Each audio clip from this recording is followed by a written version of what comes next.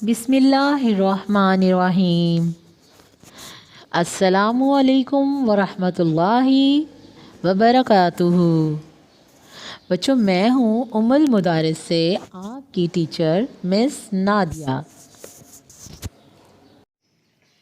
بسم اللہ الرحمن الرحیم۔ السلام علیکم۔ کیا حال ہے بچوں؟ ہماری آج کی نظم ہے حمد، اور ہمارے اشعار ہیں شعر نمبر 3۔ ہر چیز کی ہے ادا نرالی، حکمت سے نہیں ہے کوئی خالی۔ اس شعر میں شاعر کیا کہہ رہا ہے؟ ادا کس کو کہتے ہیں؟ انداز کو، کہ ہر چیز کی ادا جو ہے وہ نرالی ہے۔ اللہ تعالیٰ نے اس دنیا میں جتنی بھی چیزیں پیدا کی ہیں ان کا کوئی نہ کوئی مقصد ضرور ہے۔ ہر چیز اللہ تعالیٰ نے مقصد کے ساتھ پیدا کی ہے۔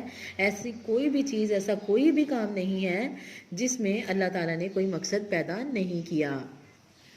شعر نمبر 4۔ اس کی قدرت سے پھول مہکے، پھولوں پہ پرند آ کے چہکے۔ قدرت، طاقت، پرندے۔ شاعر اس شعر میں کہتا ہے کہ اللہ تعالیٰ کی قدرت دیکھیں، اللہ تعالیٰ کی طاقت دیکھیں کہ اس نے پھولوں میں مہک پیدا کی، اس نے پھولوں میں اتنی خوبصورت خوشبو پیدا کی کہ اس خوشبو کی کشش سے اس پہ پرندے آ کر مختلف نغمے، خوبصورت نغمے گنگناتے ہیں۔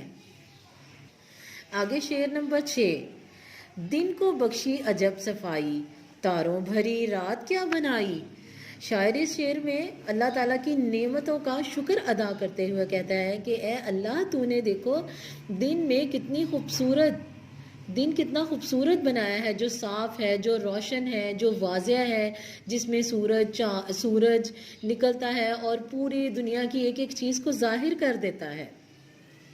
جبکہ رات اللہ تعالیٰ نے بنائی ہے اندھیرے کے لیے، یعنی رات میں اندھیرا ہو جاتا ہے، لیکن اس میں کیا ہوتا ہے؟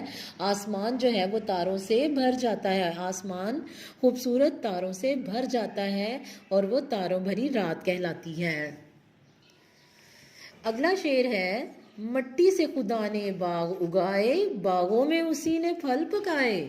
شاعر کہتا ہے کہ اللہ تعالیٰ نے مٹی کے اندر سے باغ اور پھول اور پھل بنائے ہیں، یعنی اللہ تعالیٰ نے پہلے باغوں کی تخلیق کی، پھر اس کے اندر پھول اور پھل پیدا کیے جس سے انسانوں نے بہت فائدہ اٹھایا۔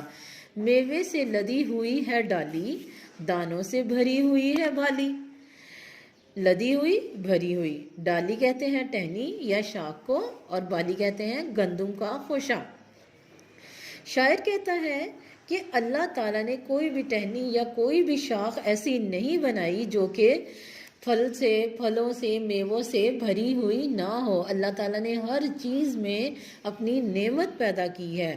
اللہ تعالیٰ نے گندم بنائی ہے۔ گندم دیکھیں، پہلے اس کے چھوٹے چھوٹے خوشے ہوتے ہیں، اس کے چھوٹے چھوٹے دانے ہوتے ہیں، اس کے بعد اس کو جو ہے وہ پیسا جاتا ہے اور اس کے بعد اس سے آٹا بنایا جاتا ہے جو کہ ہماری ضرورت کو پوری کرتا ہے۔ تو اللہ تعالیٰ نے اس دنیا میں جو نعمتیں پیدا کی ہیں اس کا کوئی نہ کوئی مقصد ہے۔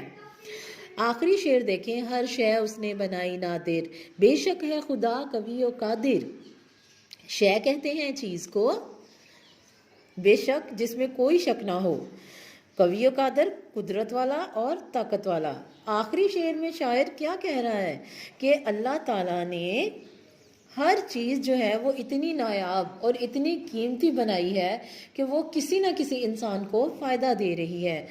بے شک اللہ تعالیٰ قدرت والا اور طاقت والا ہے۔ تو بچوں، ہم نے حمد میں پڑھا کہ اللہ تعالیٰ نے اس دنیا میں جو بھی چیز بنائی ہے اس کا کوئی نہ کوئی مقصد ہے۔